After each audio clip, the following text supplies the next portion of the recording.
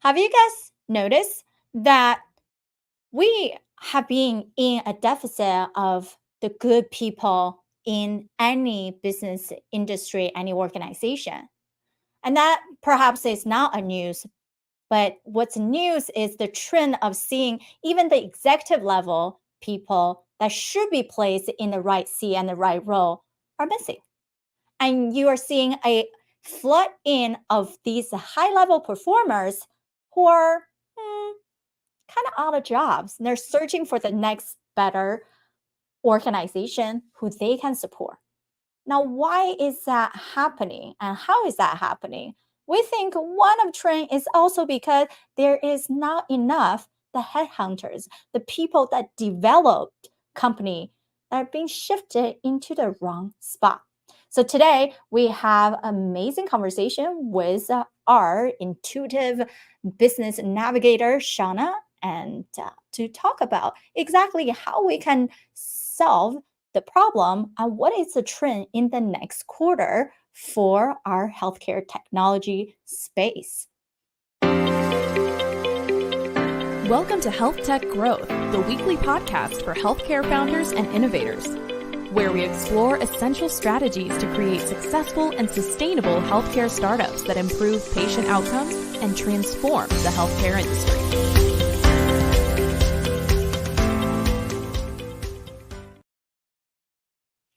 Shawna, great to have you back.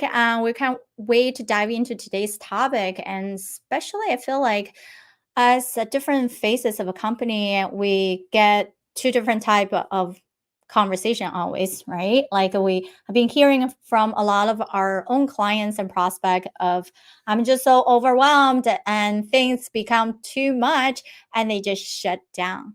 And then you also hear from people that, oh yeah, we're the clinicians. So when we're on the board, the administrative, the CEO think differently, but we do try to work together. But there's definitely a way when I'm trying to push for advocacy for our staff versus they care about KPIs.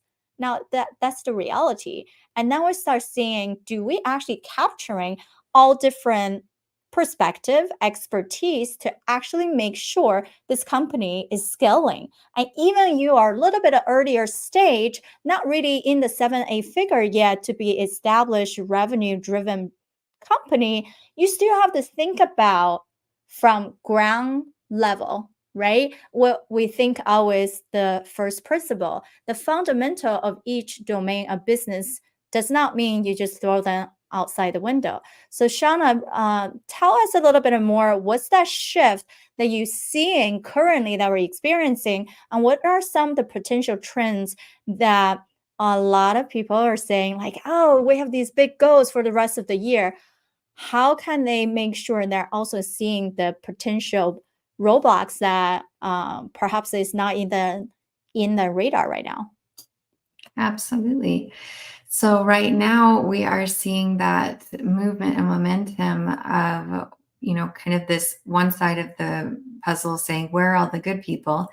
And the good people might be noticing that their jobs are getting maybe downsized in these bigger companies. And so there's more opportunity popping up for these really experienced kind of higher level, executive level, kind of A-list team members to be finding opportunities. But now they're entering this really noisy world of come work here, or where do I find this? Or maybe I should start my own business, or, like there's so many different directions we can go. We really have so many options available to us because you can work remotely and you can, travel or go to a new place. And so we're at this very interesting, like kind of influx of analysis paralysis on where do I work and how do I find people. And I feel like that headhunter space is trying to catch up with all the technology and crafting the right offers. And, where do we really go to find these people who can get everything that they want in a job, and how do we provide that as employers? So we're seeing this shift with the technology and the post-pandemic environment. and also coming into this space where, we don't necessarily have to do all these little mundane tasks that have been associated with some of our jobs before. So we're looking at that space of how do you start to find people now in this world, and how do you attract the right people that are part of the mission? Because that's the other trend that we're really seeing very heavy right now, is that our workforce, with boomers and that generation phasing out of the workforce and coming into the millennials, it's a very different value system. So with boomers, they value hard work, they value work for the sake of work, they value building something and being part of that. So that's pretty easy to find, more of that like C-level high thinking from that generation. When you're looking at the millennials and you're saying, okay, where's our workforce? They value very different things. So they value enjoying the journey. They value, does this company do what I would want an extension of me doing out in the world? Are they doing good things? Are they building a great planet? And so it's much more value-based, value-driven workforce. So how do you find the cream of the crop in that space? And what are you looking for to be able to cater to this new generation and to drive out, okay, these are the good team members, and they're good for our business, and they're good for our team, and this is how we motivate them and engage them into our workforce. Yeah, definitely for many people, we have been talked about. I think mostly is the gender differences, right? The feminine and masculine energy that both gender have embodied. And I'm definitely very type A, very masculine energy, very much a physical communicator. Do it, see that line. What's the result? I really care about process. When I get into my process brain, I'm crazy about system, right? Like, what are we writing out? What's the next step? Do I see a clear picture? But this clear picture is still ending at the result. Now, that's me, right? More of the masculine energy. Now, some people can be that way. Doesn't matter they're female or male, right? But that also play into the generational value base of how they see what's important to them. And we have been seeing, especially the younger generation, as you mentioned, as the newer younger people become CEO, become the driver into what could be, what's possible, right? And they are much more value mission based. And so if we're needed to be value mission based, we cannot do the other side, right? That means we cannot just saying, hey, this is a project, this is a base, this is a result. They needed to be congruent and aligned, which it is a good thing to have. Too often we conduct even hiring interview, right? People say that they're very passionate, they're value driven people, but they can be just value driven to their own self, their own mission. That doesn't mean it's the company mission, or it doesn't mean it's the leadership's mission of coming together. So I think at the end of the day, we do have to address some of the generational differences, right? The even for some of us who are much older millennials into our late 30s, and then looking at the younger ones, it's like, yeah, not the same, right? And then you start thinking about the years, the mentality, even how divorce seems be prevalent, but not a bad thing. The new wave of women can be um, a wife, but does not have to be a mom, right? And that starts seeing as very much acceptable and not being judged as, oh, you only have to have a child to feel complete. So all these things that we start seeing and emerging, and the changes you mentioned about people wanting more flexibility since the pandemic. They don't want it to be locked down into a physical location. And sometimes they don't want it to be traveling all the time, right? So being able to tap into all these things that need and change is very difficult. So what would be something to even get started, you think, for us to have some more real conversation, whether it's interviewing, different generations within your current organization to see what's their priority list, what do they see things, even from the most common questions, right? It doesn't have to be the things that you're involved in the business to get a better understanding of them, versus some other ways that we can engage with our people so we can be more solid and trust and support them as the organization start to hire the next best executive or the next lead or even internal staff or vendor to make sure we get the right people to help us implement. My recommended strategy would be to implement 3 R's. To look first at a realignment. Is your company and are your current team in true alignment with the direction and the vision that you're seeing things going, knowing that things are changing in the business landscape? And as you mentioned, there are several trends towards women-led businesses, and we have several statistics about women-led businesses actually have higher retention rates because women are naturally good at relationship building. And so when they bring on clients, those clients tend to stay longer. When they build a team, those team members tend to stay longer when that woman is operating in that relationship building kind of business.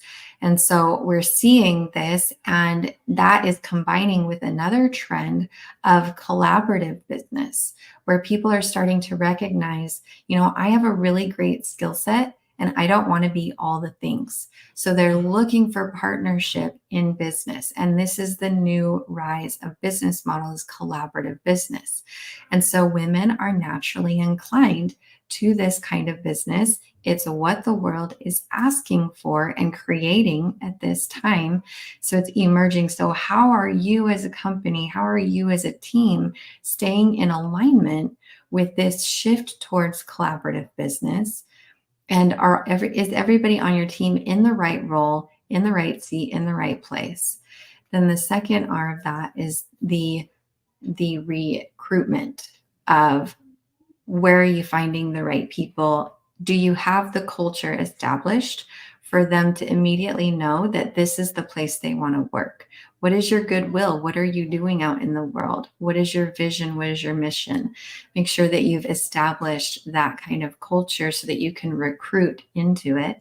And then the retention.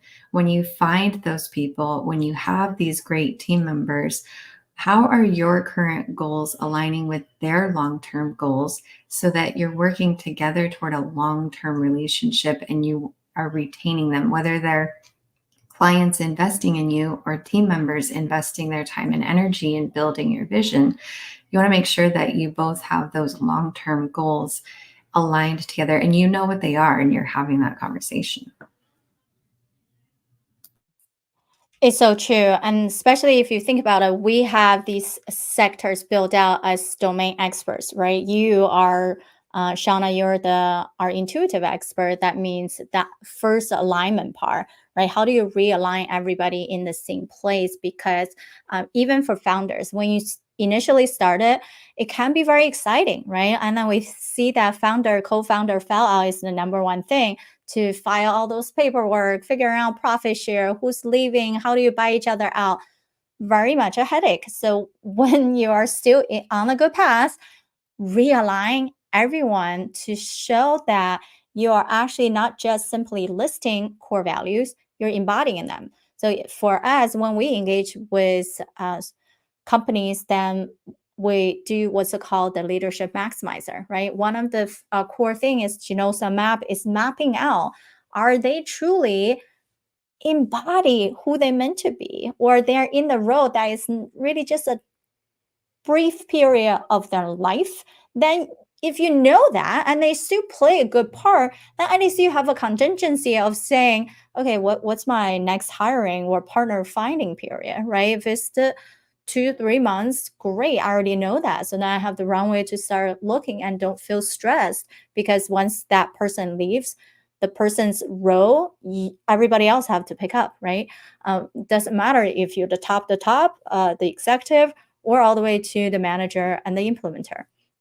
So allow yourself to have that. And then one of the other things for us, on the hiring side is we also use predict index, right? So things that we have to see that people have natural tendencies, right? Their decision making ability as well as how collaborative they are. So if you're naturally very independent drivers, then those people who are very collaborative need to balance yourself off. And then the people who are very collaborative and very detailed, oh, they might get into the paralysis analysis. So especially if it's a leader in that position, you wanted to make sure you balance off someone who's a maverick, a captain, right? To actually drive things forward instead of keep creating the best strategy, the best plan, and you're missing out on implementation. Which means sometimes, yeah, we don't all want captains because captain just seeing the vision, right? We're going. And if you don't have a controller, just like, guys, you've done enough vision planning, you've done enough strategy. We need to do stuff, right? Who do we have to actually do the things Yes. that need to be done, right? So, and then the third thing is like actually make sure the people that you have will last. Because no matter you are at the phase of raising that next series of funding, especially when you go into Series A above, it's not as simple as, oh, I have a deck, I have a pitch, I have this thing. We did some trials, right? That's not enough anymore. There needed to be more systemically strong core and things that can be documented, shown to your investors or even to your internal team to say, we have made these progress. We're not continuously throwing things at the wall to see what sticks, right? And that is not a great culture for people to be in because that's insecure. Like wobbling, right? Like almost you're walking in stilts instead of a comfy sneaker that you're about to run anytime you can, right? Like you're not wearing Yeah. the best tools in a sense, right? So, and then of course, the last thing we also do is like psychological profile, right? Like I think too many people only rely on some sort of Gallups or some sort of personality test, but that's nurture, right? That's really societal that change you how you grew up. But if you're at different phase of your life, that can change. So it's not a good indicator enough by itself to be in that position. So we really needed to look at it from the mind, body, soul, and skill set perspective when we creating the culture and understand what the culture is right now.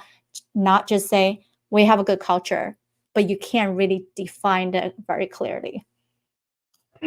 Absolutely. And it's also important that when you're building these teams, that we're human beings and we, if we're not in that alignment with ourselves, we might not being honest with ourselves.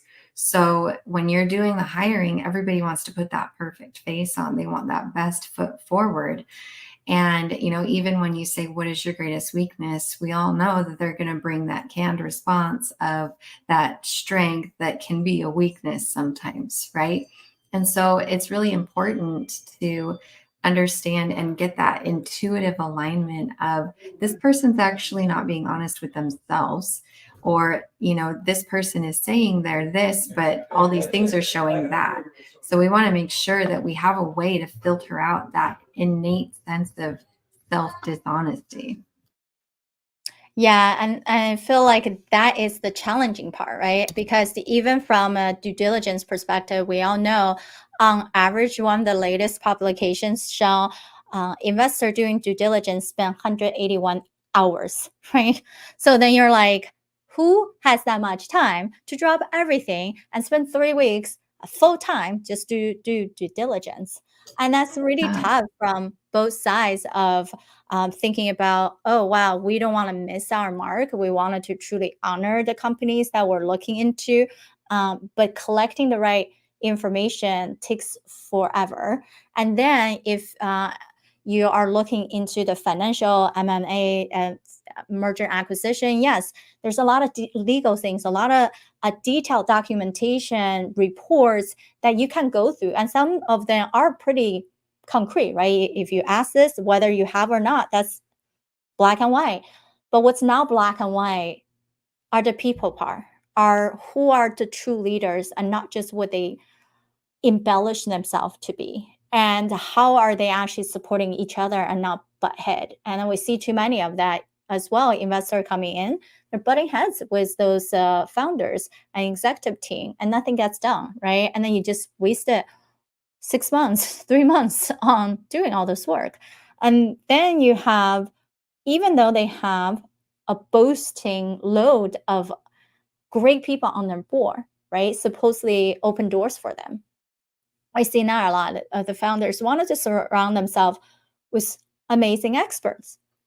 But if these experts have no clear strategy, detailed plan to create the door opening, they made a one introduction here and there, but you have no follow-up strategy. You actually have no outreach strategy for them either. But then that is unpredictable result, as well as how are they expanding their existing network. It doesn't always have to be social media, right? It doesn't always have to be they have to go to all the summits, even though those are the typical things that people think of. But what is that expandability that they can create their social capital when you're tapping into each other's network? And lastly is what Shawna mentioned, is the culture. It means all the elements of the alignment, the core value, what they meant to do, what innately motivate them, what kills their motivation, and how do they even feel appreciated, how do they need to be apologized to, right? And to how do they even perceive information and influence others, right? There's a physical element in that, as well as what are psychological sabotaging tendencies. We all have some, right? Do you know which one you are, so you can call them out really quickly and train your brain to the next level of functionality? And you are actually having well-balanced team that are not drivers, not all strategists, and not all promoters, and not all controllers, right? And then there's much more profiles in there, but the meaning is you have someone not necessarily has to be opposite you, can be adjacent to your needs, but we want to have more of a fully diversified team, both from culture, gender, age, and if even for us, right, our team is very heavily women executives on our board, right? We have 12 board members and 3 founders level. So we're very women heavy. And then we're also spectrum of age, but mostly are actually the 30 and 40s, right? It just so happened is that type of board. And then we have the 2RN as well, but it doesn't mean that we are feeling that we're in lack. It just so happened how we identified, how the energy is perceiving, how we attract. So who are you attracting? And that's very important for you to invite vendors or internal hire or executive into your system. So any thing you wanted to share with people on, now we're talking about how to overcome them, right? And then are there any other blind spots you want people to pay attention to? I think that you've made some excellent points and good thoughts to kind of ruminate on and just to remember. And I really loved the one you brought up about how do you apologize to people, right? Conflict is inevitable when you are looking to build a dynamic team where you have people who are operating in your weaknesses. It's going to bring stuff up. And so, really understanding that, like, apology is going to happen. And that's such a powerful, beautiful thing to know how to say that to someone. But also, what is your game plan for managing conflict, managing emotions? Because one thing that we know is as you're moving up into those C-level suites, as you're a founder, as you're building teams, your number one job becomes emotional management for your team members who cannot do it for themselves. Right? So how do we actually give your team the tools to be managing their own emotions, managing their own, like, yes, that offended me, but I'm going to choose this kind of culture. And for the other side to say, I am sorry that offended you.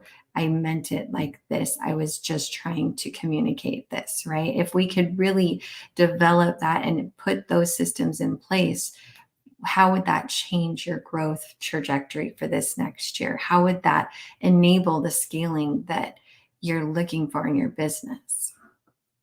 Exactly. And then, as people know, I have run multiple podcasts. And I remember a few months ago, we actually done a episode specifically on what are the 5 apology languages and how do you figure out your own so you can share with others. Because sometimes people do say sorry, but it doesn't mean anything for them, right? They needed to see that you actually recognize what you did and you're not going to do again. Or you actually have a contingency of correcting what was wrong, or you have a contingency of not do again, right? There's all different type of things that we see business fail horribly because they are not apologizing their people correctly. Like the United Airline, right? I remember a few years back when they double booked a client that got dragged out of the plane, instead of simply just apologizing, they were making excuses of the situation by defending their employees. So in that situation, yes, you might be able to defend your employee, but you have to apologize first. And then you can discuss the reason behind what actually happened. But without the initial apology of saying that you're sorry, what's the contingency? What do you actually need to do to make the company better? Then all the other things, people will just hear that as excuses. So thanks to you for bringing that up. We know there's a lot that we're seeing as the trends for the rest of the year. Our goal is bring you on a quarterly basis as we're wrapping up each quarter to give you a projection on what's the trend for next quarter. And some of the trend is not your typical idea of, whoa, where's this AI system going? What's the market going? Our trend is what are the things that will impact you as you're growing your company from all different area of domain, not just the hardcore data point, the KPIs that you're tracking. All right. Thanks everyone for being here. Shawna, any last words before we sign off? I think we've covered it all, and some great thought nuggets to take back and infiltrate into your team and say, okay, what can we do to really build these relationships for this next quarter? Yes, and then we welcome for you to share and drop your comments wherever you're watching this and listening to this. Let us know, do you see these trends? Are you experiencing these hiring difficulties or even executive levels? Or you are missing the back support of that HR team that help you to push forward? And we will look forward to see you next time. Thank you for listening to Health Tech Growth. If you're a healthcare tech innovator or founder interested in being a featured guest on our show, visit healthtechgrowth.io to learn more.